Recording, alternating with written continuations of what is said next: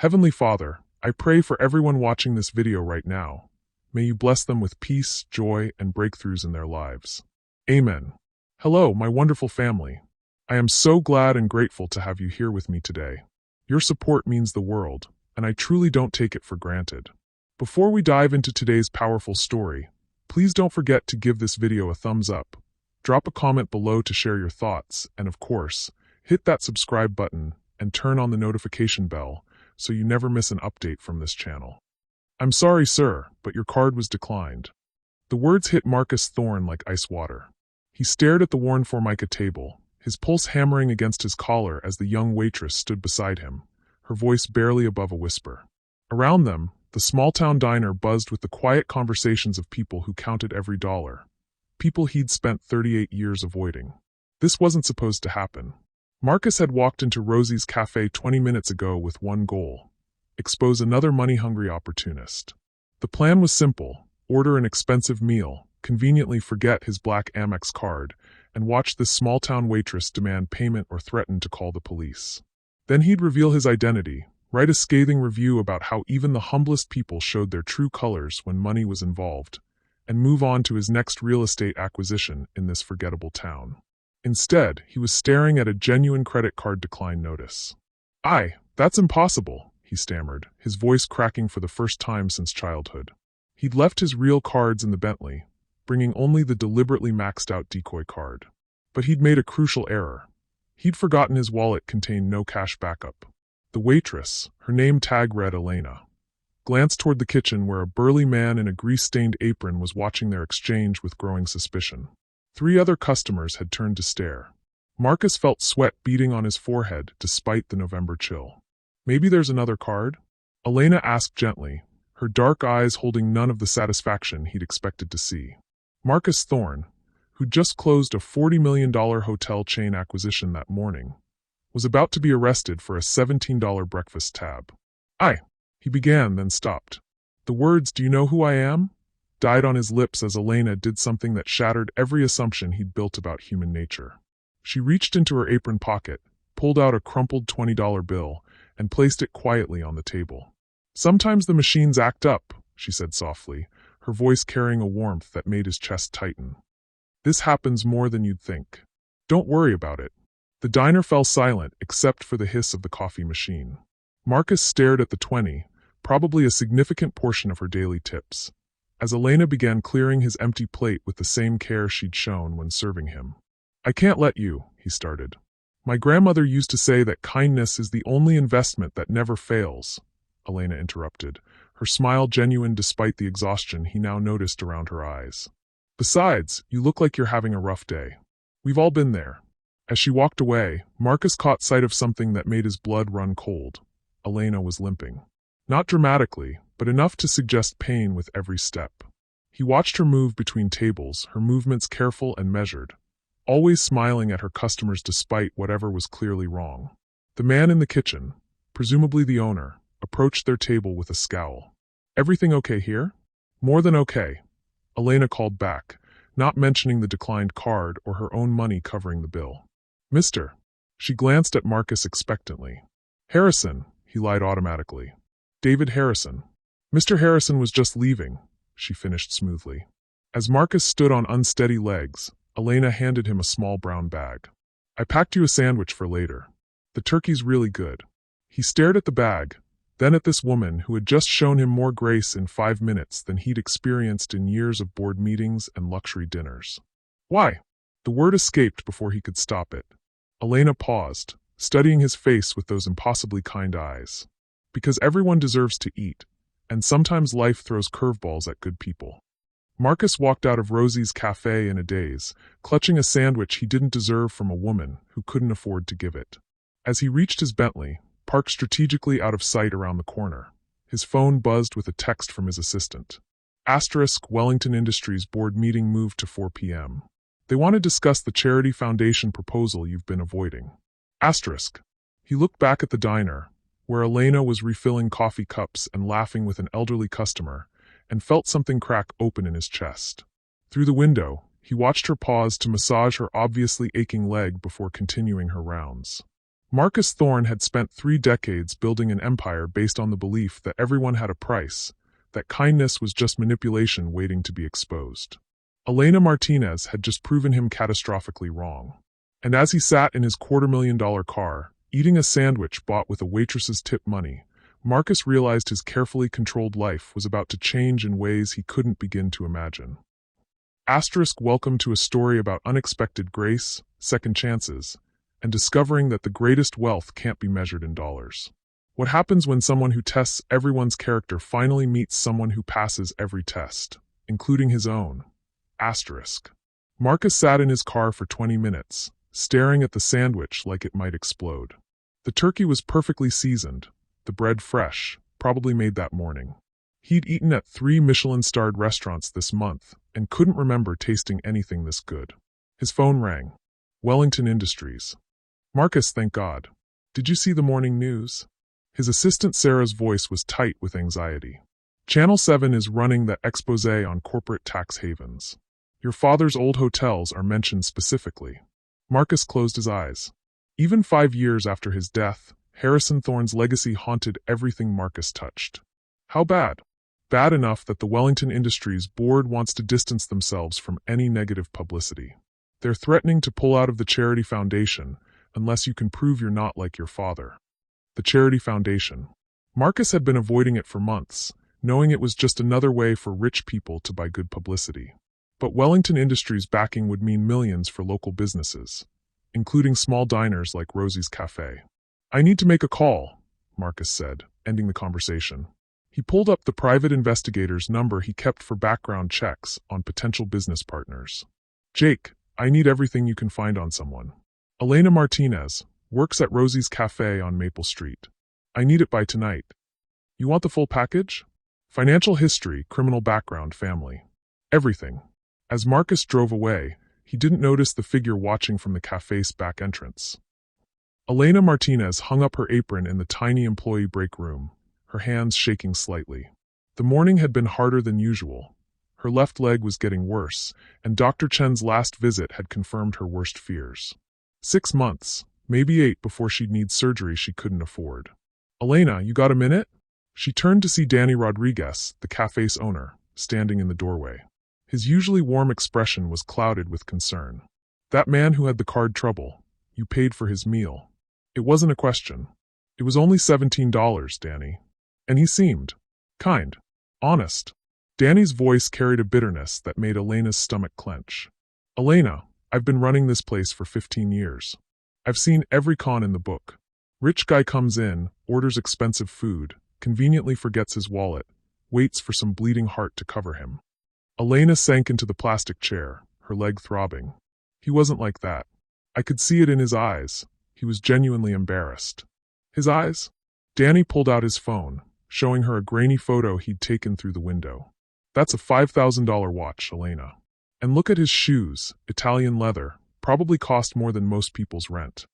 The image hit her like a physical blow. She'd been so focused on the man's obvious distress that she'd missed the details Danny's experienced I had caught immediately. Rich people don't forget their credit cards, Elena. They test people.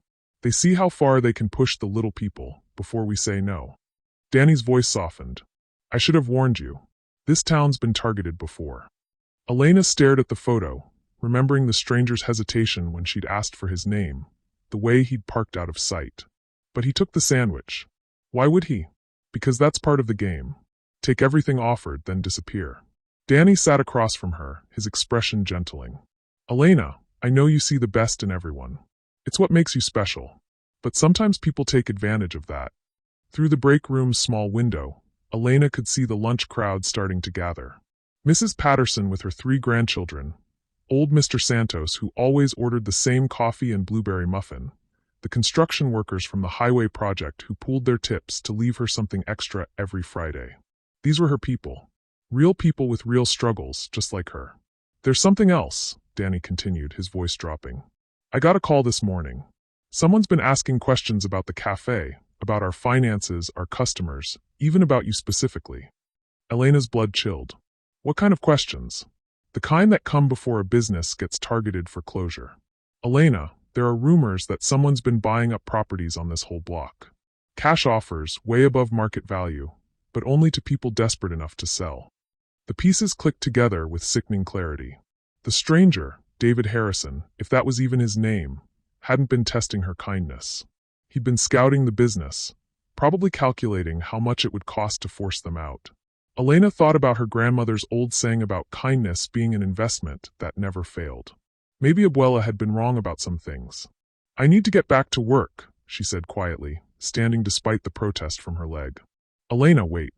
Danny's voice stopped her at the door. "There's one more thing. The man who was asking questions? He paid cash for the information. A lot of cash." The implication hung in the air like smoke.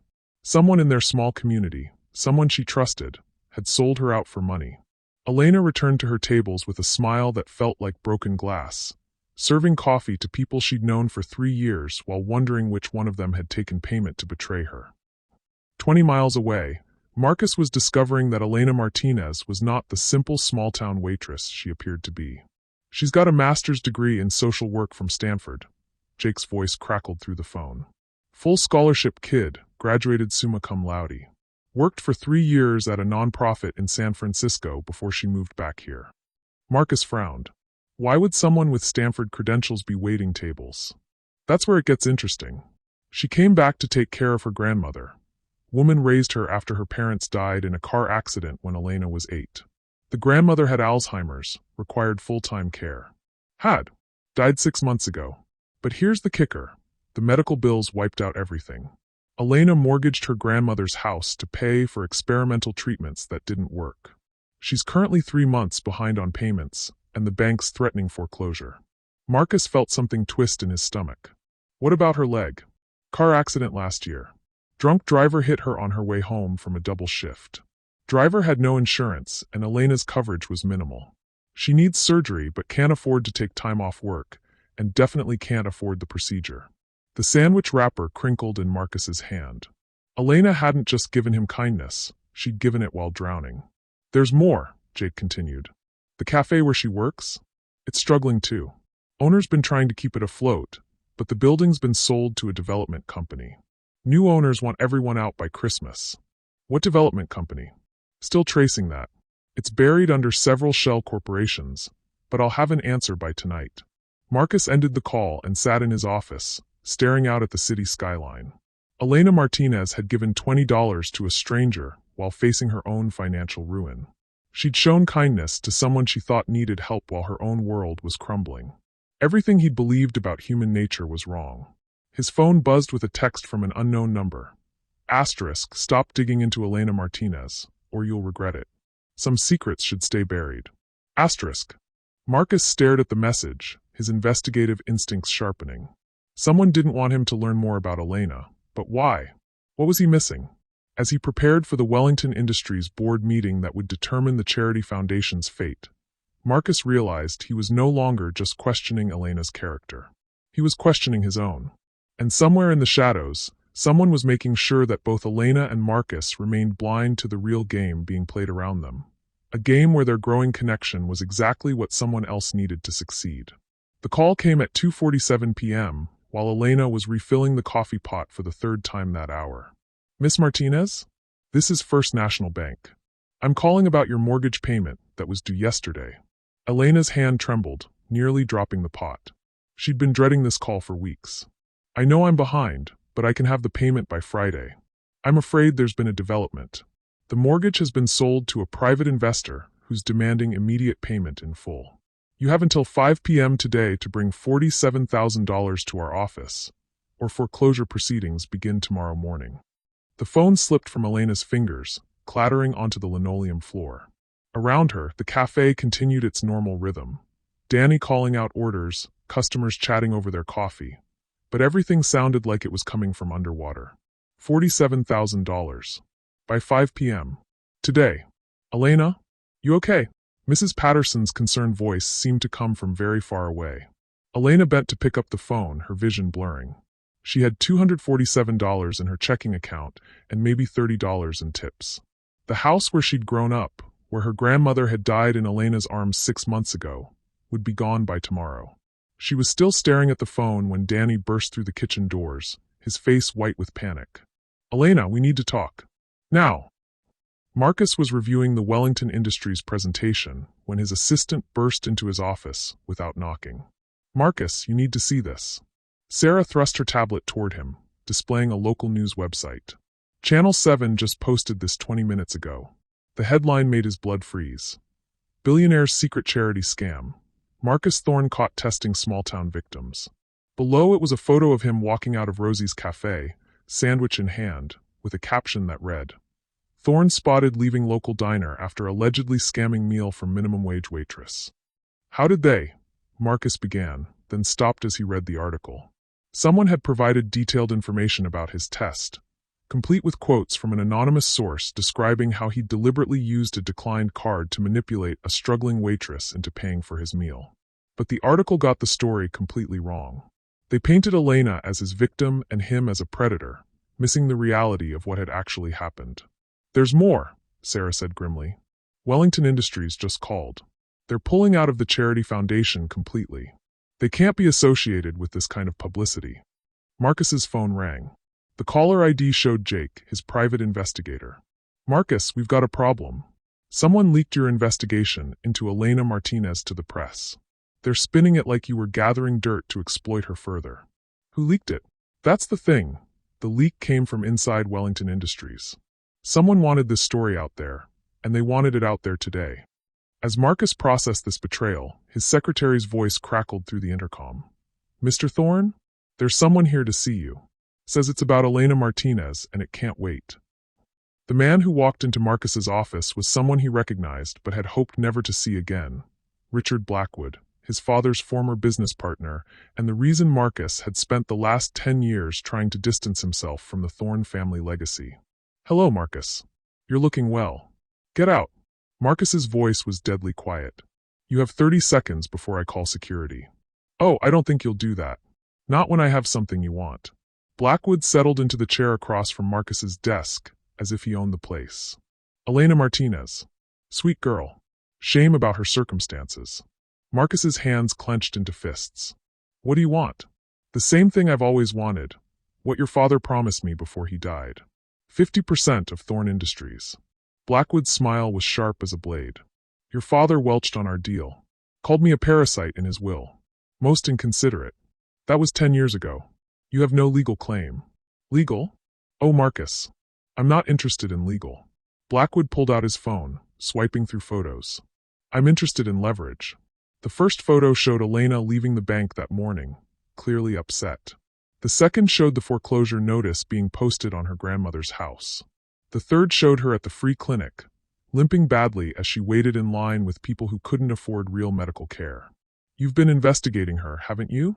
Learning all about her tragic story. Her financial ruin. Her desperate need for surgery. Blackwood's voice was conversational, as if discussing the weather. Touching, really. But here's what you don't know. I've been watching Elena Martinez for 6 months. Marcus felt ice form in his veins. Why? Because she's the perfect pawn. Sweet, desperate, morally uncompromising. The kind of person who'd do anything to save her grandmother's house. Even cooperate with a charity foundation that's secretly a money laundering operation. The pieces clicked together with horrible clarity. You're behind the shell companies buying up the properties. Guilty as charged. I've been systematically destroying that entire neighborhood, forcing people out, buying low, and preparing to sell high to developers. Elena's house is the last piece I need. Blackwood leaned forward. Here's the deal. You give me controlling interest in Thorne Industries, and I'll let Elena keep her house. I'll even pay for her surgery out of the goodness of my heart.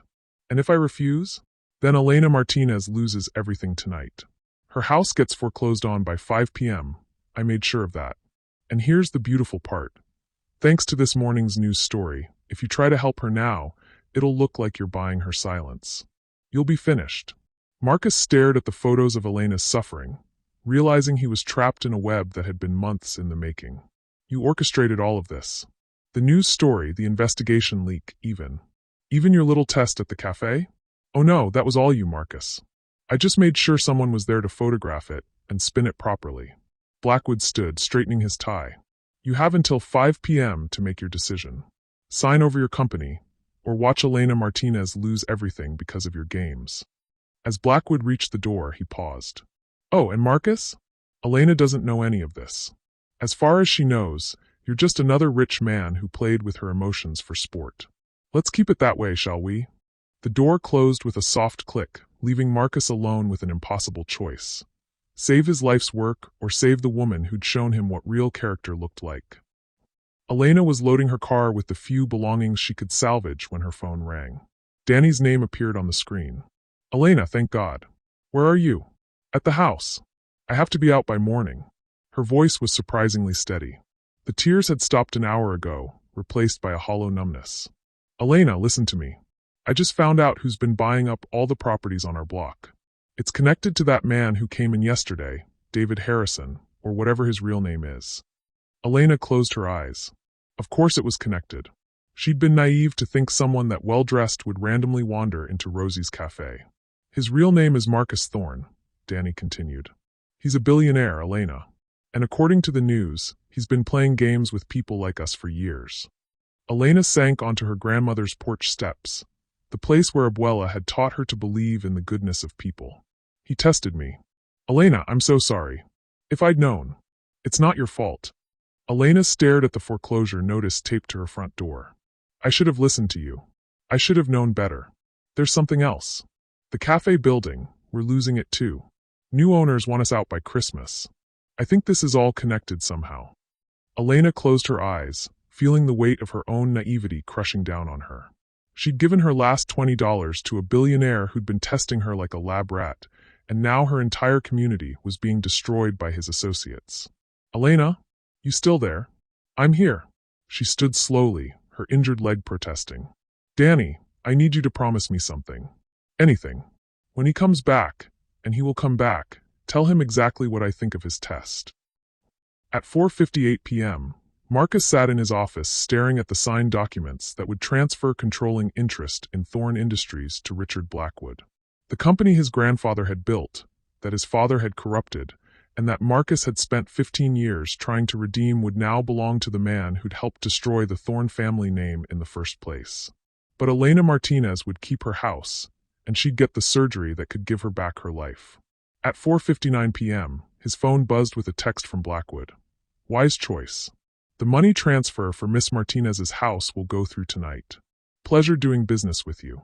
At 5 p.m., Marcus realized he'd just sacrificed everything he'd worked for to save a woman who would never forgive him for what he'd done to her in the first place.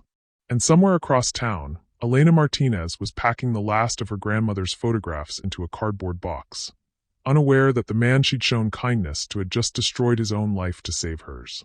The game had been rigged from the beginning, and they'd both lost everything that mattered, except possibly each other. If it wasn't already too late. Elena was loading the last box into her battered Honda when the call came from a number she didn't recognize. Miss Martinez? This is Janet Chin from First National Bank. I'm calling with some unusual news about your mortgage. Elena's heart lurched. I already know about the foreclosure. You don't need to. Actually, that's why I'm calling. Your mortgage has been paid in full. The bank received a wire transfer this morning for the complete balance, plus 6 months of advance payments. Elena nearly dropped the phone. That's impossible. Who? The transfer came from an anonymous benefactor through a legal firm. They've also arranged for all your medical bills to be covered and scheduled your surgery for next week. The world tilted sideways. Elena grabbed the porch railing for support, her mind racing. I don't understand. There must be some mistake. No mistake. Everything's been verified. Miss Martinez, someone has given you a very generous gift. As Elena hung up, Danny's truck pulled into her driveway. He climbed out with an expression she'd never seen before, a mixture of confusion, anger, and something that looked like fear. Elena, we need to talk. Something's happening, and I don't think any of us understand what we're caught in the middle of. Marcus hadn't slept in 36 hours. He sat in his now former office. Blackwood had wasted no time taking control, staring at financial reports that made no sense. Sir? His assistant Sarah knocked tentatively. Mr. Blackwood wants to see you in the boardroom.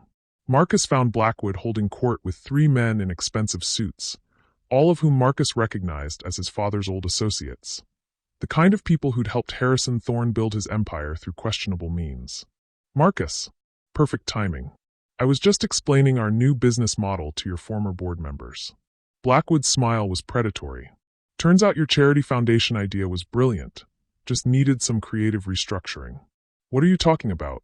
Well, we can't actually shut down the foundation now that Wellington Industries has backed out so publicly. Bad optics. But we can redirect its focus. Blackwood pulled up a presentation on the conference room screen. Instead of supporting small businesses, we'll be supporting urban development. Specifically, helping displaced residents relocate from areas targeted for commercial redevelopment. Marcus felt sick. You're going to use my foundation to help you destroy neighborhoods. Help people transition to better opportunities, Blackwood corrected. For instance, that charming waitress you're so concerned about, Elena Martinez. Once we acquire her neighborhood for the shopping complex, she'll receive a generous relocation package and job placement assistance. You said you'd let her keep her house. And I have. For now. But Marcus, be realistic. What's one house worth when we're talking about a $50 million development project? Blackwood's expression hardened. Besides, she won't want to stay once she learns the truth about her mysterious benefactor. One of the other men, Marcus recognized him as Vincent Torres, a media consultant his father had used, spoke up. We've prepared a follow-up story for tomorrow's news. Billionaire's guilt money. Marcus Thorne attempts to buy silence after charity scam exposed. Should be quite effective. Marcus's blood turned to ice. If you release that story, Elena Martinez will know exactly who paid off her debts and why, Blackwood finished. She'll think you're trying to assuage your guilt for humiliating her. And the best part? She'll be so angry that she'll probably refuse any further help from you. You bastard. Now.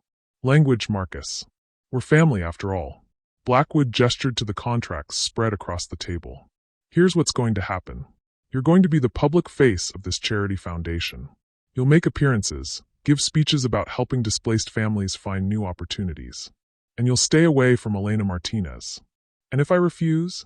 Then Elena learns not only that you paid off her debts, but that you're the nephew of Harrison Thorne, the man whose hotel developments destroyed her parents' business and led to their deaths. The room went silent except for the hum of the air conditioning. Marcus felt something cold settle in his stomach. What? Oh, didn't your private investigator mention that? Elena's parents owned a small restaurant 20 years ago. Harrison Thorne bought the entire block for a hotel project, forced them out with predatory legal tactics. They were driving home from their last day of business when the drunk driver hit them. Blackwood's smile was gentle, almost sympathetic. Elena doesn't know, of course. She was only 8. But I imagine learning that her parents died because of your family might be somewhat upsetting. Marcus sank into a chair, the weight of generational guilt crushing down on him. Everything was connected. Elena's tragedy, her grandmother's house, even her job at the cafe. All of it traced back to his father's greed. So you see, Marcus, helping Elena isn't redemption. It's just another way you're destroying her life. Elena sat across from Danny in the cafe's empty dining room, both of them staring at the documents spread between them. Bank statements, property transfers, corporate filings. Danny had spent the day digging into the ownership trail of their building. It all leads back to the same place, Danny said grimly. Thorne Industries. The company that Marcus Thorne runs, or ran apparently. Word is he just lost control of it in some kind of hostile takeover. Elena studied a photograph Danny had printed from an old newspaper archive. This is from 20 years ago. Thorne Hotels expands downtown development. Her parents' restaurant was visible in the background of the photo, a small family business dwarfed by the massive construction around it. Elena, I think there's something you should know about your parents' accident. She looked up sharply. What do you mean? Danny hesitated, clearly wrestling with whether to continue. I was talking to Mrs. Rodriguez. She worked at the planning department back then. She remembers your parents' restaurant. Says they were forced out by Thorne Hotels just weeks before the accident. The words hit Elena like a physical blow. That's not, my grandmother never said. Maybe she didn't know. Or maybe she didn't want you to carry that anger. Danny reached across the table, covering her hand with his. Elena, I'm not saying it's connected to what happened yesterday, but my parents lost their business to Marcus Thorne's family, and now he shows up in my cafe playing games with my emotions. Elena's voice was steady, but Danny could see the storm building behind her eyes. And then someone mysteriously pays off all my debts right after he gets exposed in the news. Elena, He's trying to buy my silence. She stood abruptly, her injured leg nearly buckling. He humiliated me, probably laughed about it with his rich friends, and now he thinks he can throw money at the problem and make it go away. Elena's phone rang. The caller ID showed a number she didn't recognize, but the area code was local. Miss Martinez? This is Dr. Patricia Reeves from St. Mary's Hospital. I'm calling about your surgery that's been scheduled for Monday morning. I didn't schedule any surgery. According to our records, a benefactor has arranged for your procedure and covered all expenses. The orthopedic surgeon is Dr. James Park. He's one of the best in the state. Elena closed her eyes. Even her medical care was being managed by Marcus Thorne's guilty conscience. Miss Martinez? Would you like to keep the appointment? Elena looked around the cafe where she'd found community and purpose, knowing that in a few months it would be demolished for another Thorne development project. She thought about her parents, who'd lost everything to the Thorne family empire.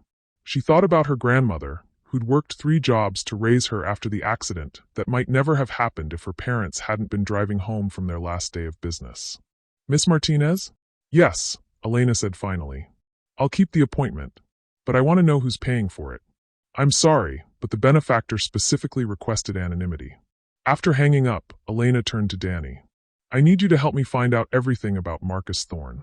His family, his business, everything. If he wants to play games with my life, then I want to know exactly who I'm dealing with. Danny studied her face with concern. Elena, what are you thinking? I'm thinking that Marcus Thorne has been testing people to see how they react under pressure. Maybe it's time someone tested him. Meanwhile, across town, Marcus was discovering that Blackwood's web of manipulation extended far beyond Elena's situation. In the past 24 hours, he'd learned that 12 families in Elena's neighborhood had been forced out through similar tactics: mysterious financial pressures, sudden job losses, health crises that required expensive treatment. All of it orchestrated to create desperation that made people willing to sell their homes for far less than market value. Marcus's phone buzzed with a text from an unknown number. Meet me at Riverside Park, 8 p.m. Come alone. You want answers about Elena's parents? I have them. A friend. As evening fell, Marcus found himself walking through the park where he'd played as a child, before his father's empire had consumed their family's humanity. The person waiting for him on the bench by the pond was the last person he'd expected to see. Elena Martinez. She was wrapped in a worn winter coat, her injured leg stretched out carefully in front of her. In the dim light from the park lamps, she looked fragile and fierce at the same time. Hello, Marcus. Her voice carried none of the warmth he remembered from the cafe. I think it's time we had an honest conversation. As he approached, Marcus realized that Elena knew everything.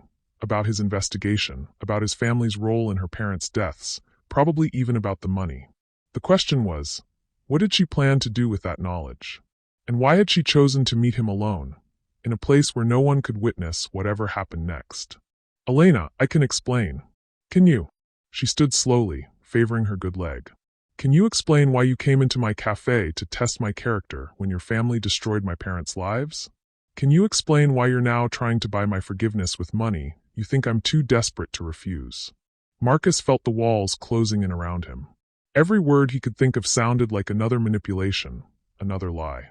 I have a proposition for you, Elena continued. You want to see how people react under pressure? Let's find out how you react when everything you care about is threatened. In the distance, Marcus could see car headlights approaching the park. Multiple vehicles, moving slowly and deliberately toward their location. Elena smiled, and for the first time since he'd met her, Marcus saw something in her eyes that terrified him. Welcome to my test, Marcus Thorne. The approaching headlights belonged to 3 black SUVs that moved with the precise coordination of a federal operation. As they encircled the park, Marcus felt his world narrow to this single moment. Elena standing before him, no longer the vulnerable waitress he'd thought he knew, but someone who'd orchestrated his downfall with surgical precision. Elena, whatever you think you're doing, I'm doing exactly what you taught me to do, she said quietly. I'm testing someone's character under pressure. The SUVs stopped, and agents emerged with the fluid efficiency of people who'd done this hundreds of times before. But they didn't immediately approach. They waited, as if Elena was in control of the timing. 2 months ago, I was contacted by Agent Sarah Kim from the FBI's Financial Crimes Unit, Elena continued, her voice steady despite the tremor in her hands. They've been investigating money laundering operations connected to your father's old hotel empire. Apparently, someone's been using charity foundations and real estate developments to clean dirty money. Marcus's blood turned to ice. Elena, you don't understand what you've gotten involved in. Don't I? She pulled out her phone, showing him a recording app that had been running. Agent Kim explained everything. How your family's businesses were built on laundered money from overseas criminal organizations. How your father's development projects were designed to hide financial crimes. How you've been continuing the operation under the cover of legitimate business. That's not true. I spent 10 years trying to clean up my father's mess. By creating a charity foundation that coincidentally targets the same neighborhoods your shell companies are buying up? Elena's voice cracked slightly. Marcus, they have financial records. Bank transfers, property deeds, communications between you and known criminals. Elena, listen to me. I didn't know about any shell companies until yesterday. Richard Blackwood, he's the one behind all of this. He forced me to sign over my company by threatening you. For the first time, uncertainty flickered across Elena's face. Agent Kim said you'd try to blame someone else. That's what criminals do when they're caught. Agent Kim. Marcus's mind was racing. Elena, what did this agent look like? How did she contact you? She came to the cafe 3 weeks ago. Professional, official credentials, new details about my parents' case that weren't public knowledge. Elena's voice faltered slightly. She said you were using me as a test case for a larger operation targeting vulnerable people. The pieces of the puzzle suddenly clicked together in Marcus's mind, forming a picture so horrifying that he almost couldn't speak. Elena, show me her business card. Show me her credentials. Elena fumbled in her pocket, pulling out an official-looking FBI business card. Marcus examined it under the park lamp, his worst fears confirmed. This is fake, he whispered. Elena, you've been talking to a criminal, not an FBI agent. That's impossible. She knew things. Because she's working with the people who destroyed your parents' lives in the first place. Marcus grabbed Elena's shoulders gently but urgently. Elena, we need to leave. Right now. Those aren't federal agents. But even as he spoke, the figures approaching from the SUVs stepped into the light, and Marcus saw the face that confirmed his worst nightmare. Richard Blackwood walked toward them with the confidence of a man who'd orchestrated every move in this game. Excellent work, Miss Martinez, Blackwood called out. Though I'm afraid the evening's entertainment is just beginning. Elena stared at him in confusion. You're not Agent Kim. Agent Kim was my associate, Ms. Rodriguez. She's quite good at playing federal agents, don't you think? Blackwood's smile was coldly amused. Though she's currently on a plane to Switzerland with a very generous payment for her services. The truth hit Elena like a physical blow. You're the one who's been manipulating me. Oh, my dear girl, I've been manipulating both of you from the very beginning. Blackwood gestured to his companions, the same men who'd been in Marcus's boardroom earlier. Did you really think it was coincidence that Marcus walked into your cafe? That your mortgage was suddenly called in? That mysterious benefactor paid your bills? Elena's face went white. The surgery appointment, the debt payments. All arranged by me through Marcus's accounts. I needed you angry enough to cooperate with Agent Kim, but not so desperate that you'd do something unpredictable. Blackwood checked his watch. Speaking of which, the real FBI should be arriving any moment. They've received an anonymous tip about a meeting between Marcus Thorne and a co-conspirator named Elena Martinez. Marcus felt the trap closing around them both. Elena never did anything wrong. Of course not. But she's been secretly recorded accepting money from you, meeting with you in clandestine locations, and now she's led you to this isolated spot where federal agents will find you together with evidence of your criminal enterprise. Blackwood pulled out a briefcase from one of the SUVs. $20 million in cash, conveniently planted in your car, Marcus. Drug money that the FBI will trace back to your father's old connections. Elena's voice was barely a whisper. My parents. Did you? Kill them? Oh no, my dear. That drunk driver was exactly what he appeared to be. But I did make sure they lost their restaurant first. Harrison Thorne was too soft-hearted for the business we were really in. He actually felt guilty about displacing families. I had to take matters into my own hands. The sound of sirens began echoing across the park. Real sirens this time, Marcus realized. The actual FBI was coming, and they'd find him and Elena in a situation that had been carefully constructed to look like a criminal conspiracy. Why? Elena's voice broke. Why involve me at all? Because, my dear, you're the perfect victim. Tragic background, financial desperation, and most importantly, a personal connection to Marcus that explains why he'd trust you with sensitive information. Blackwood's expression almost looked sympathetic. The FBI needed a credible witness to testify about Marcus's criminal activities. Who better than the woman he tried to help, who discovered his true nature and courageously came forward? Marcus understood with crystalline clarity that Elena had been used as thoroughly as he had. Elena, everything you think you know about me is a lie. But everything I felt when I met you, that was real. She looked at him, her eyes filled with tears and confusion. How can I believe anything anymore? Because despite everything that's happened, you're still the woman who gave $20 to a stranger who needed help. That wasn't part of anyone's plan. That was just who you are. The sirens were getting closer. Blackwood's men were moving back to their vehicles, preparing to disappear before the real authorities arrived. Touching, Blackwood said, but ultimately irrelevant. In about 3 minutes, Elena will either cooperate with the FBI investigation of Marcus Thorne, or she'll be charged as his accomplice. Either way, I get what I want. Which is complete control of Thorne Industries, with all evidence of my father's real business operations destroyed in the process. Marcus goes to prison, the money laundering investigation focuses on him instead of me, and I emerge as the legitimate businessman who heroically exposed the corruption. Blackwood smiled. Oh, and Elena's neighborhood gets developed into luxury condos. I'm calling it Martinez Gardens in honor of her parents. Elena and Marcus stared at each other across the space between them, both realizing they'd been pawns in a game that had started before they'd ever met. Every emotion, every moment of connection, every choice they'd made had been anticipated and used against them. I'm sorry, Elena whispered. I thought I was protecting people. I thought I was getting justice for my parents. You were trying to do the right thing, Marcus replied.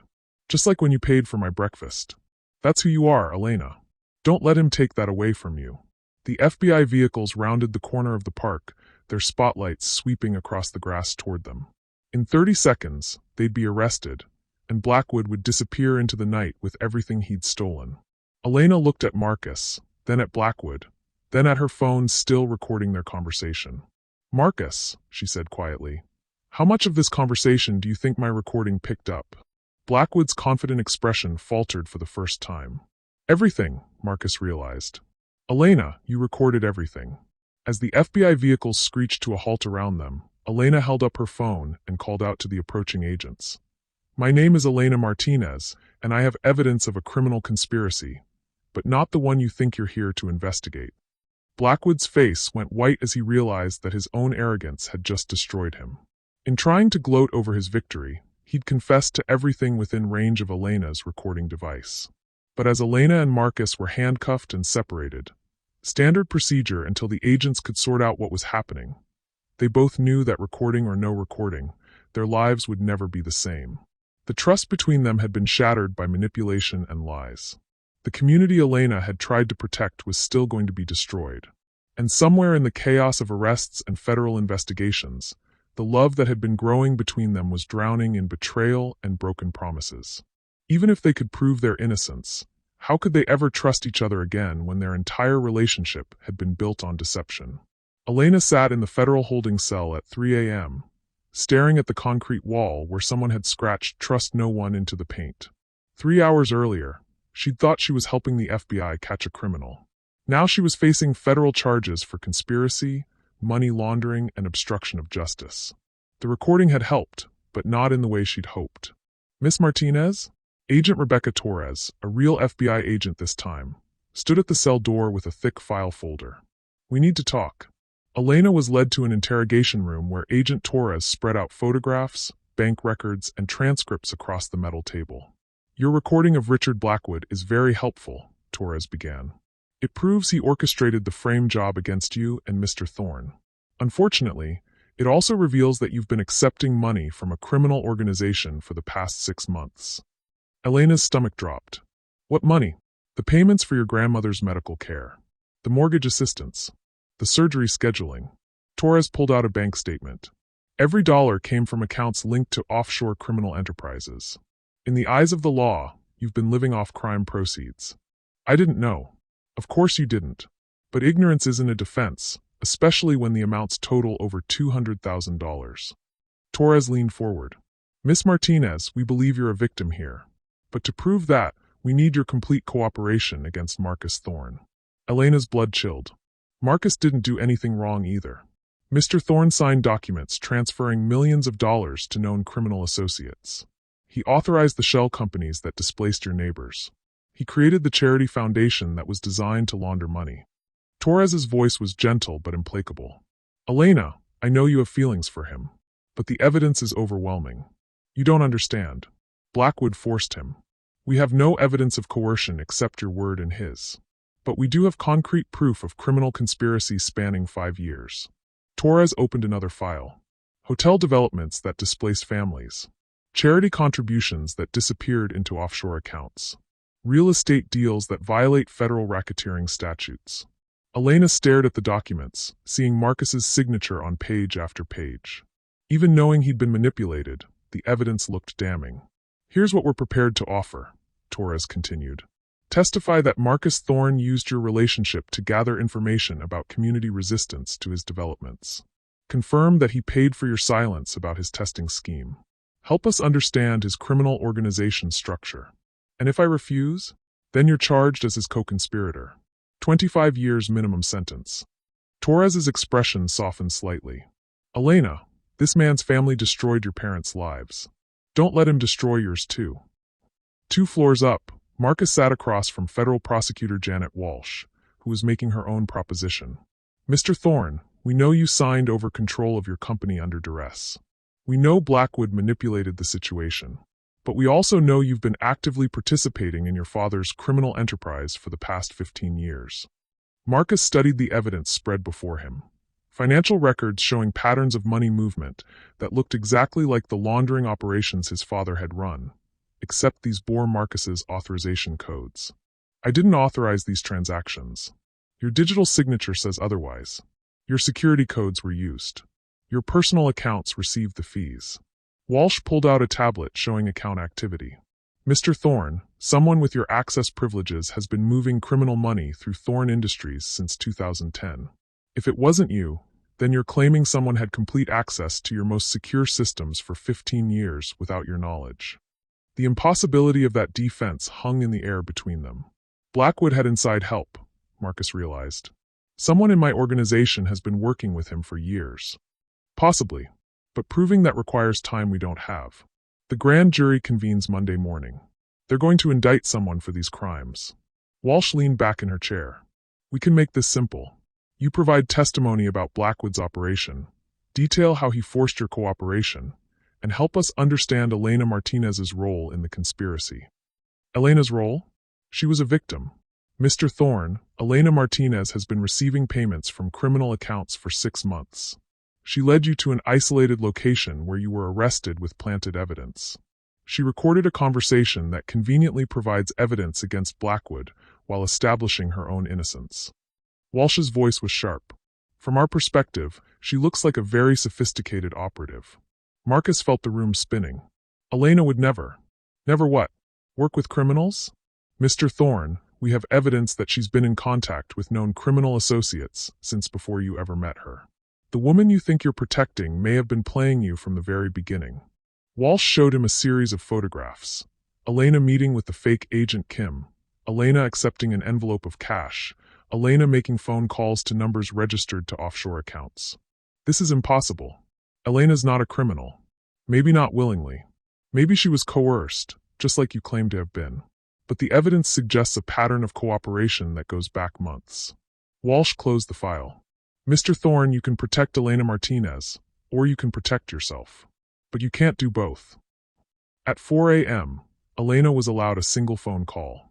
She dialed the only number she could think of, Danny at the cafe. Elena? Jesus, where are you? The FBI raided the cafe this afternoon, took all our financial records. Danny, listen to me. Whatever they told you, whatever you signed, I need you to know that I never meant for any of this to happen. Elena, they're saying you were working with criminals. That you've been taking money to spy on the neighborhood. Danny's voice was thick with exhaustion and betrayal. They showed me bank records, Elena. Payments to an account in your name. Elena closed her eyes, feeling the last of her support system crumble. I didn't know about any accounts. Someone was using my identity. They shut us down, Elena. The cafe is closed pending federal investigation. Mrs. Patterson, Mr. Santos, all are regular customers. They think we were part of some criminal conspiracy. Danny's voice broke.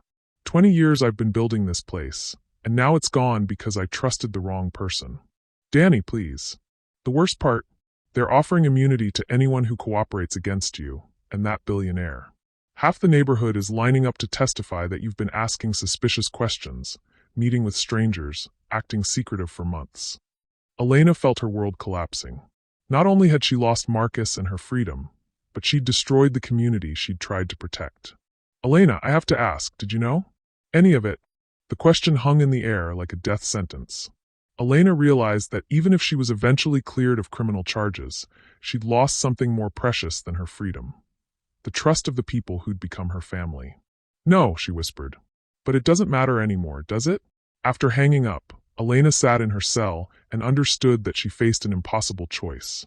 Sacrifice Marcus to save herself and possibly her community, or sacrifice herself to protect a man who might have been using her all along. Marcus was facing the same devastating choice from his own cell. At 5 a.m., a guard brought him a message that made his blood run cold. Mr. Thorne, this came through your lawyer. The note was from Blackwood. Enjoying your accommodations? Elena's testimony begins tomorrow morning. She's quite the actress, very convincing about how you manipulated her emotions to gain her cooperation. But don't worry, I'm taking excellent care of your neighborhood development project. The demolition crews start Monday. Marcus crumpled the note, understanding that even from jail, Blackwood was still controlling the game. Elena's neighborhood would be destroyed while she was locked up, unable to fight for her community. The people she'd tried to protect would lose their homes while believing she'd betrayed them. Unless Marcus gave the prosecutors what they wanted, a full confession that would implicate Elena as his willing accomplice. At 6 a.m., as dawn broke through the small window of his cell, Marcus made the most agonizing decision of his life. He asked for his lawyer and prepared to confess to crimes he didn't commit to save a woman who might never forgive him. Elena was making the same choice 3 floors below. As she signed the cooperation agreement that would require her to testify against Marcus, she told herself it was the only way to save the cafe, the neighborhood, the people who'd become her family. But as she wrote her name on the document that would destroy the man she'd fallen in love with, Elena realized that she and Marcus had become mirrors of each other. 2 people so damaged by betrayal that they could no longer trust their own hearts. At 7 a.m., Federal Prosecutor Walsh received 2 signed confessions that were mutually contradictory. Marcus Thorne claiming full responsibility for crimes he'd forced Elena Martinez to participate in, and Elena Martinez claiming she'd willingly cooperated with criminal activities led by Marcus Thorne. Both confessions were designed to protect the other person, but together they created a legal nightmare that would ensure both Elena and Marcus faced maximum sentences. In trying to save each other, they damned themselves both. Outside, the sun rose over a city where Richard Blackwood was already meeting with demolition contractors, where Elena's neighbors were packing their belongings, and where 2 people who'd found love in the midst of deception were about to lose everything, including each other. The calm before the storm lasted exactly 30 minutes, until Prosecutor Walsh realized that the conflicting confessions meant someone was lying, and the only way to determine the truth would be to put Elena and Marcus in the same room and force them to choose between love and survival, which was exactly what Blackwood had been counting on from the beginning. The confrontation room at the federal building felt like a tribunal. Elena sat on one side of the scarred metal table, Marcus on the other, both in orange jumpsuits and shackles. Between them lay 2 conflicting confessions that had brought the entire investigation to a standstill. Federal Prosecutor Walsh stood at the head of the table, flanked by Agent Torres and a woman Elena didn't recognize, someone whose presence made the air feel electric with tension. "Let me introduce Agent Catherine Ross from the Financial Crimes Task Force," Walsh began. "She's been investigating Richard Blackwood for 3 years, and she has some information that changes everything we thought we knew about this case." Agent Ross opened a thick file folder with clinical precision. "Mr. Thorne, Miss Martinez, everything you've experienced in the past week was designed by Blackwood to bring you to exactly this moment." Elena refused to look at Marcus, but she could feel his eyes on her. The betrayal was still too raw, the trust too shattered. 3 months ago, we placed an undercover agent inside Blackwood's organization, Ross continued. What we discovered is that this entire operation, your meeting, the cafe test, the financial manipulation, even your arrests, was part of a larger plan to force you to destroy each other. Marcus spoke for the first time in 12 hours. What do you mean? Blackwood needed you both discredited and imprisoned to complete his final objective, acquiring the Riverside development contract. Ross pulled out a map showing Elena's neighborhood.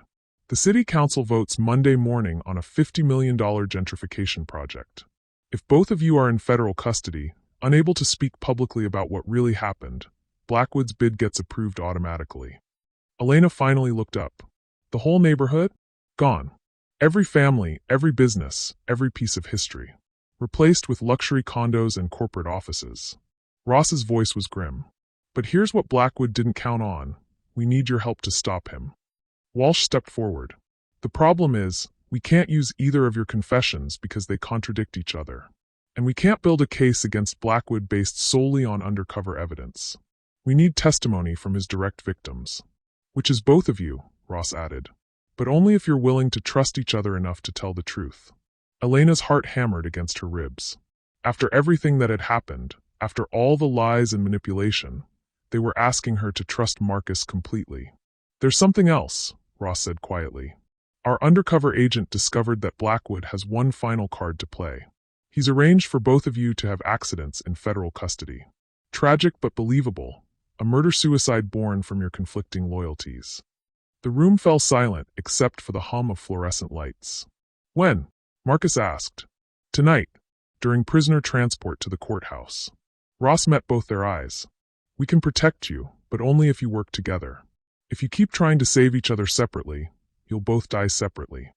Elena stared at Marcus across the table, seeing past the orange jumpsuit to the man who'd sacrificed his entire company to pay her debts. The man who'd confessed to crimes he didn't commit to protect her. The man whose family had destroyed her parents' lives, but who'd spent 15 years trying to build something better from the wreckage. What exactly are you asking us to do? She said finally. Walsh pulled out a new set of documents. Testify together at tomorrow's city council meeting. Tell the truth about Blackwood's manipulation. Convince the council that approving his development project would be approving a criminal enterprise. And in exchange, all charges against both of you are dropped. Blackwood goes to federal prison for financial crimes, racketeering, and conspiracy to commit murder. Your neighborhood is saved. Elena looked at the documents, then at Marcus. There's a catch. There's always a catch, Marcus said softly. Ross nodded grimly. To testify, you'll have to admit that your relationship began as a deception. Marcus, you'll have to acknowledge publicly that you tested Elena. Elena, you'll have to admit you were manipulated into recording him. The whole story comes out, including the parts that make you both look naive or calculating. Your reputations will be destroyed, Walsh added. Elena, your community will know you initially cooperated with what you thought was a federal investigation. Marcus, the business world will know you lost your company to a con man.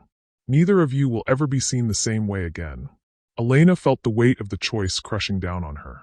Save the neighborhood by destroying what was left of their dignity and any chance they might have had together. And if we refuse? Marcus asked. Blackwood walks free. Your neighborhood gets demolished. And you both serve 25 years for crimes you didn't commit while he profits from destroying everything you tried to protect. Elena closed her eyes, thinking of Mrs. Patterson's grandchildren playing in the cafe, of Mr. Santos reading his newspaper at the corner table, of Danny's dreams of expanding the business his father had started. I need to ask you something, she said to Marcus. And I need you to tell me the truth, no matter how much it hurts. Marcus nodded. When you walked into my cafe that morning, what were you really looking for? The question hung in the air like a blade. Elena watched Marcus's face, knowing that his answer would determine whether she could trust him enough to take this leap together. I was looking for proof that people only care about money, Marcus said slowly. I wanted to confirm that everyone has a price, that kindness is just manipulation waiting to be exposed. The words hit Elena like a physical blow, but she forced herself to keep listening. I walked in planning to expose you as greedy or opportunistic. I was going to write a review about how even the humblest people show their true colors when money's involved. Marcus's voice broke slightly. Elena, I was looking for an excuse to keep believing the worst about humanity. And instead, you showed me that I was wrong about everything. Marcus leaned forward, his shackles clanging against the table. You gave me $20 you couldn't afford and asked for nothing in return. You treated a stranger with more grace than I'd received from people who'd known me for years. Elena studied his face, searching for any sign of manipulation or calculation. All she saw was a man who'd been as broken by his family's legacy as she'd been by hers. Agent Ross, Elena said without looking away from Marcus. If we do this, if we testify together, what happens to us afterward? That's up to you. You'll be free, but the media attention will be intense. Your privacy will be gone. Everyone will know your business. Elena, Marcus said quietly, I understand if you can't trust me. I understand if you never want to see me again after this. But I need you to know that what I felt when I met you, that was real. The way you changed how I see the world, that was real. Elena looked at this man who'd tested her character and found it pure, who'd sacrificed everything he'd built to protect her, who'd been willing to confess to crimes he didn't commit rather than let her suffer alone. I have a condition, she said finally. Name it, Walsh replied. After we testify, after Blackwood is arrested, after the neighborhood is saved, Marcus and I get time to figure out who we really are without all the lies and manipulation. No media interviews, no public appearances, no federal agents watching our every move. Done. Elena turned to Marcus. Can you live with everyone knowing you were naive enough to lose your company to a con man? Can you live with everyone knowing you trusted the wrong people? I trusted you, Elena said quietly. In the end, that's what matters. Marcus reached across the table, his shackled hands stopping inches from hers. Elena, I can't promise this will work.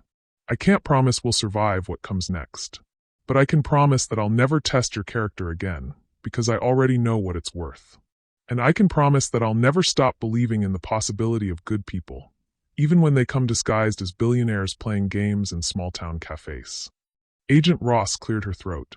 So you'll do it? You'll testify together?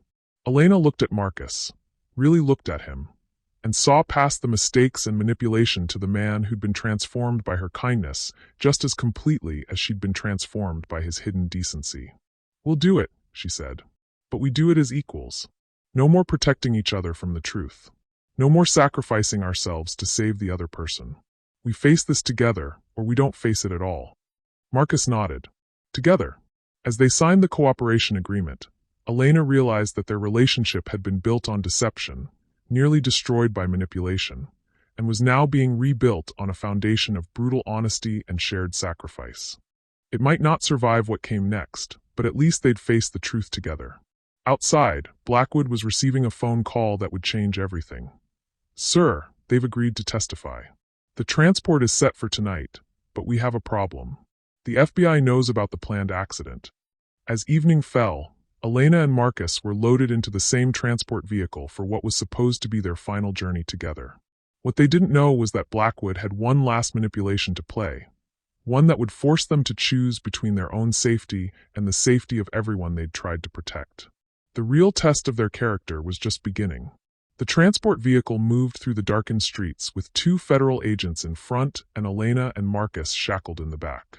Neither of them spoke for the first 10 minutes, the weight of tomorrow's testimony pressing down like a physical force. Then Elena did something that changed everything. She began singing softly in Spanish, a lullaby Marcus didn't recognize but somehow felt in his bones. When she finished, she looked at him with eyes that held a strange mixture of sadness and determination. My grandmother used to sing that to me after my parents died, she said quietly. It's about truth being like water. It always finds a way to the surface, no matter how deep you try to bury it. Marcus studied her face in the dim light filtering through the vehicle's windows. Elena, there's something about the way you've handled all of this. The recording, the questions you asked, even how you got me to that park. You've been 3 steps ahead of everyone from the beginning. Elena was quiet for a long moment.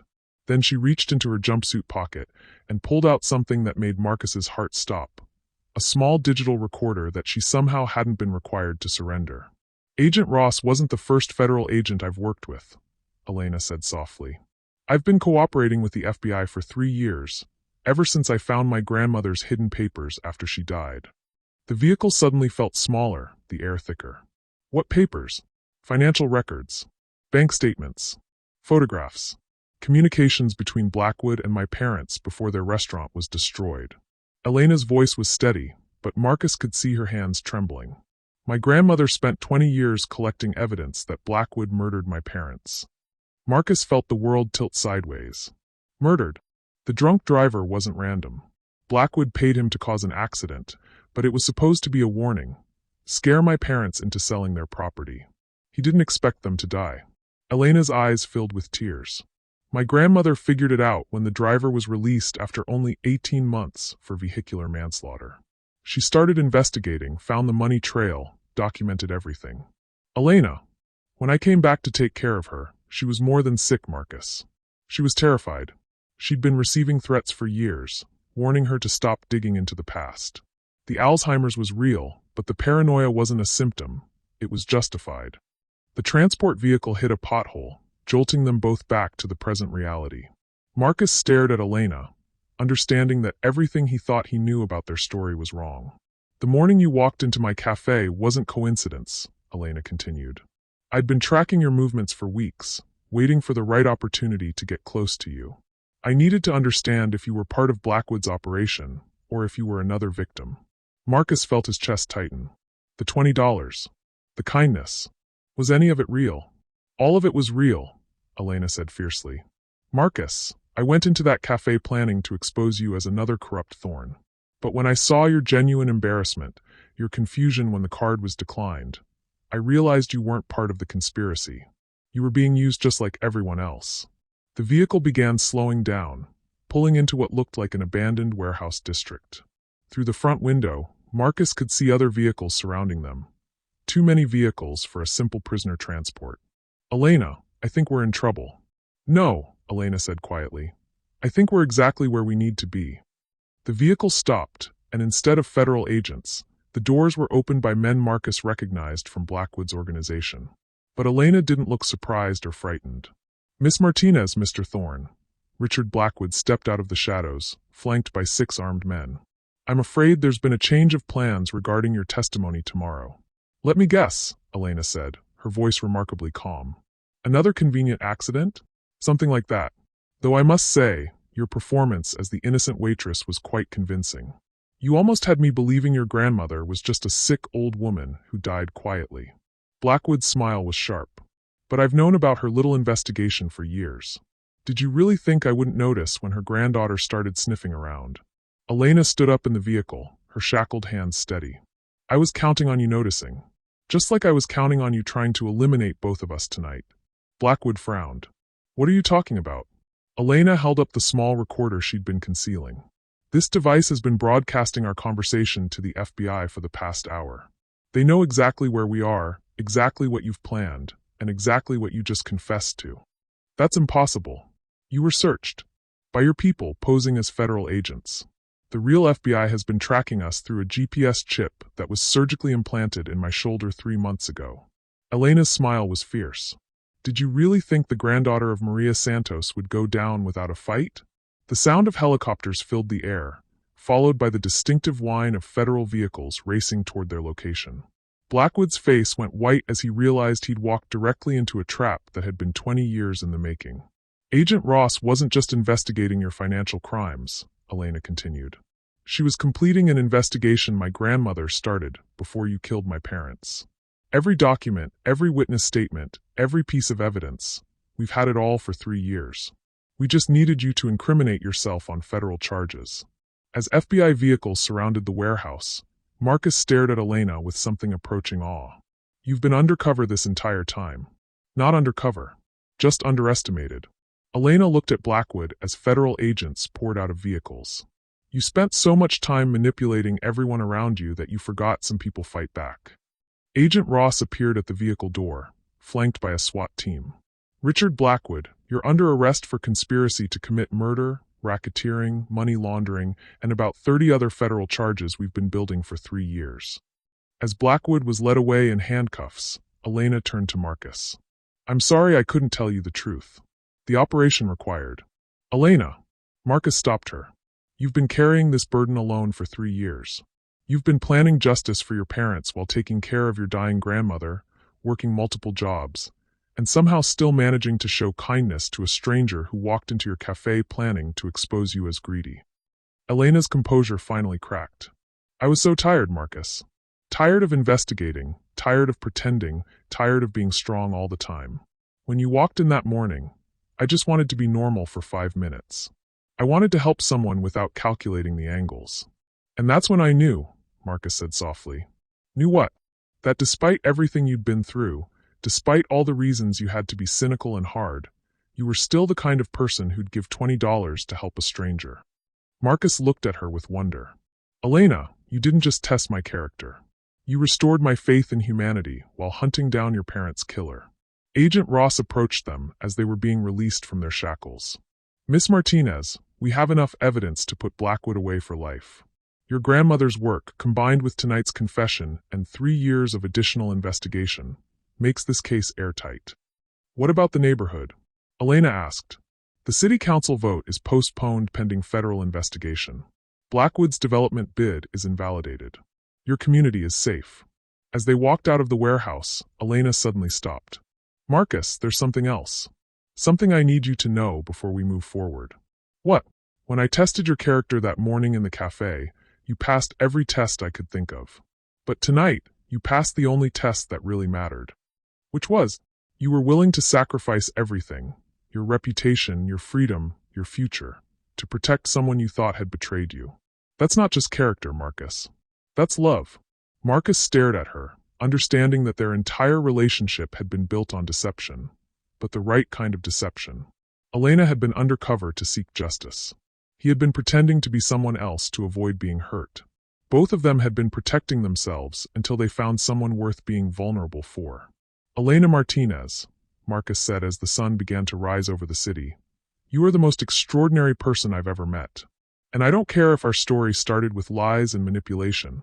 I want it to end with truth and partnership. Partners in what? In using my family's money to undo the damage they caused. In rebuilding your neighborhood stronger than before. In proving that sometimes the best things come from the worst circumstances. Marcus smiled. In building something real from the wreckage of our fake beginning. Elena looked at this man who'd started as her target and become her salvation, who'd been willing to sacrifice everything for her even when he thought she'd betrayed him. Partners, she agreed, as they walked toward the FBI vehicles that would take them to give their testimony. Not as criminals, but as the key witnesses who'd brought down a 20-year criminal conspiracy. Elena realized that her grandmother had been right about kindness being an investment that never failed. She'd invested her kindness in a stranger who'd needed help, and he'd invested his life in protecting her in return. The return on that investment was justice for her parents, safety for her community, and a love built on the only foundation that really mattered, choosing to trust each other with the truth. 6 months later, Elena stood in the same spot where she'd first met Marcus, but everything about Rosie's cafe had changed. The worn Formica tables had been replaced with locally crafted wood from Santos Family Carpentry. Mr. Santos had turned his hobby into a thriving business with help from the Neighborhood Revitalization Fund. The faded linoleum floor now gleamed with vintage tile that Mrs. Patterson's grandson had installed as part of his new construction company. The cracked windows had been replaced with energy-efficient glass that let in twice as much light. But the most important change was invisible. The cafe was no longer struggling to survive. It was thriving as the heart of a community that had been saved from destruction. Order up, Danny called from the kitchen, his voice carrying the happiness that had been missing for so long. The federal investigation had cleared him of any wrongdoing, and the media attention had brought customers from across the city who wanted to eat at the cafe that brought down a criminal empire. Elena smiled as she delivered coffee to a table of regulars.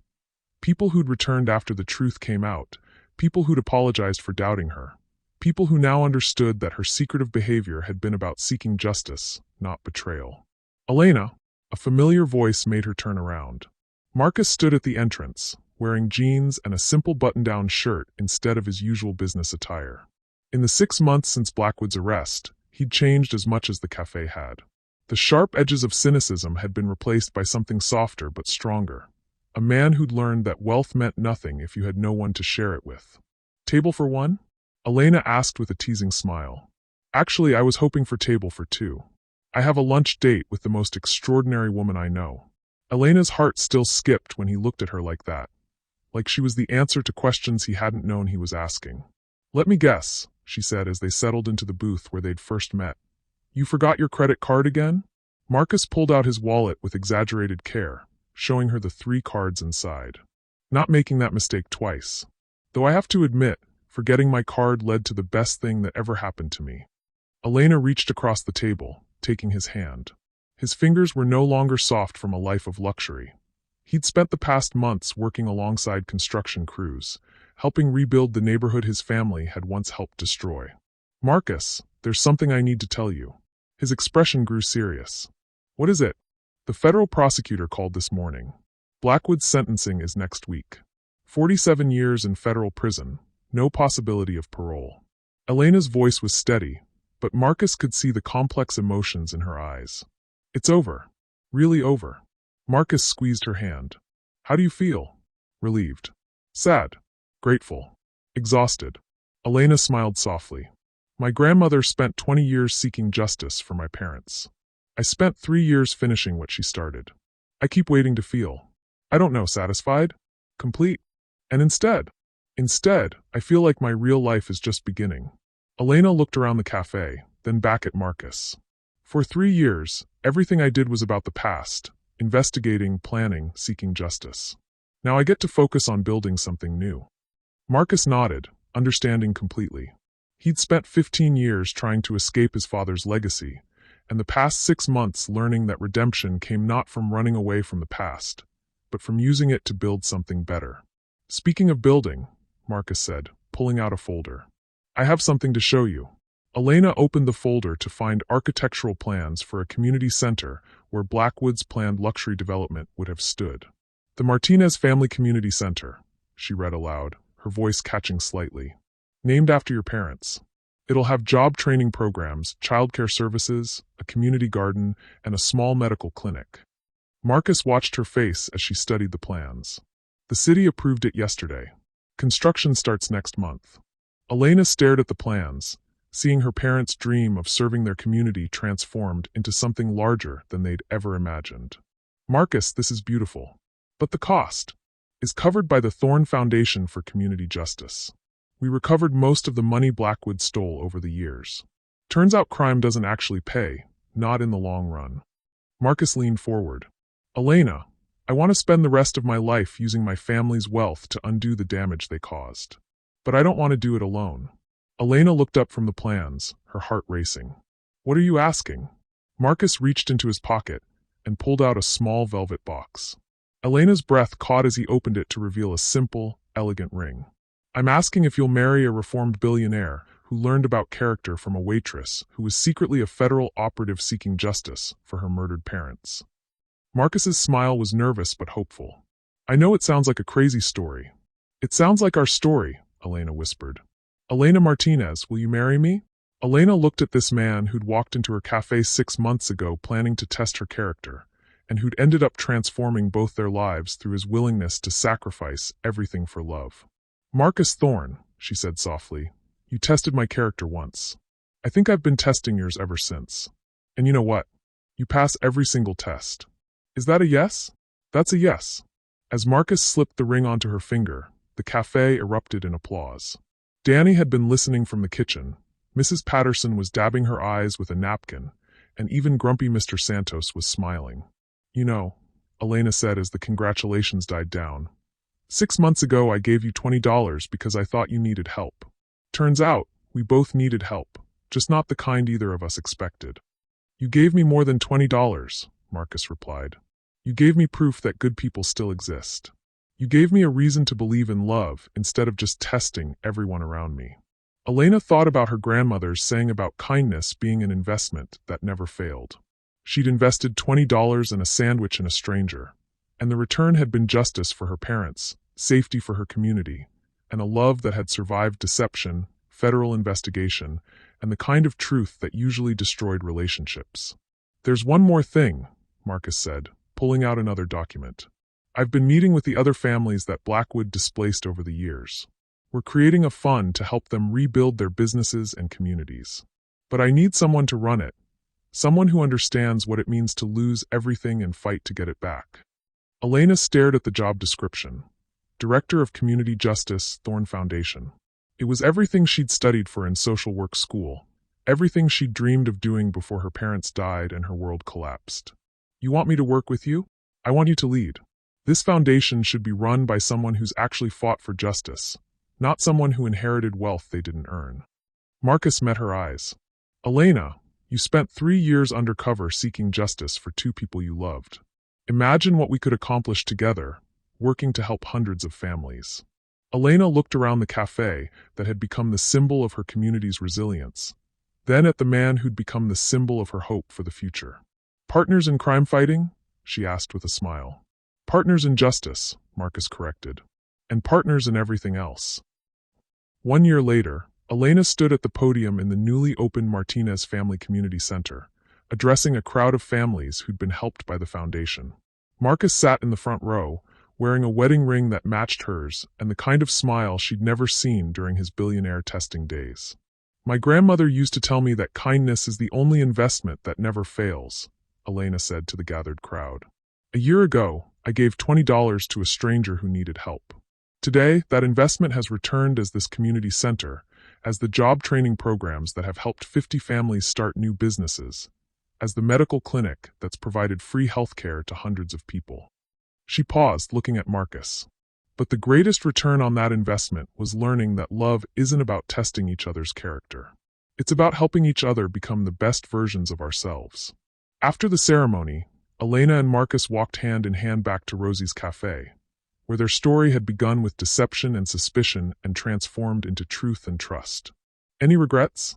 Marcus asked as they settled into their usual booth. Elena considered the question seriously. She'd lost 3 years of her life to seeking justice.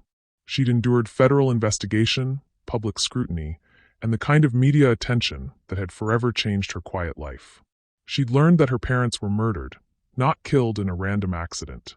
But she'd also gained justice for her family, safety for her community, meaningful work that helped people, and a love built on choosing each other despite having every reason not to trust. No regrets, she said finally. But I do have one more test for you. Marcus raised an eyebrow. I thought we were done testing each other. Elena smiled and reached into her purse, pulling out a $20 bill. I want to see what you do when a struggling waitress tries to pay for your coffee. Marcus laughed, understanding that they'd come full circle. But this time, the test was playful rather than manipulative, loving rather than cynical. I'd probably fall in love with her all over again, he said softly. Good answer. Elena put the 20 away and kissed her husband. That's the only test score that matters. Outside, the community they'd saved together was thriving. Inside, 2 people who'd learned that character isn't something you test. It's something you build together, day by day, choice by choice, act of kindness by act of kindness.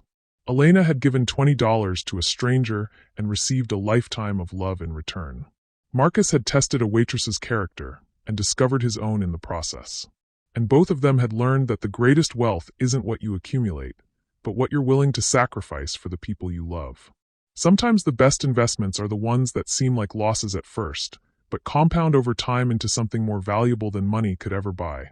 A love built on truth, strengthened by trial, and proven by the willingness to choose each other again and again, no matter what tests life throws their way. What did this story teach you about the true nature of character, the power of genuine kindness, and the difference between testing someone's worth versus investing in their potential? Sometimes the greatest tests we face aren't the ones others impose on us, but the ones we choose to pass when no one is watching. Drop your thoughts in the comments and subscribe for more stories that will change how you see the world. Because every act of kindness is an investment in humanity's future, and every choice to trust despite past betrayals is a victory worth celebrating. ****.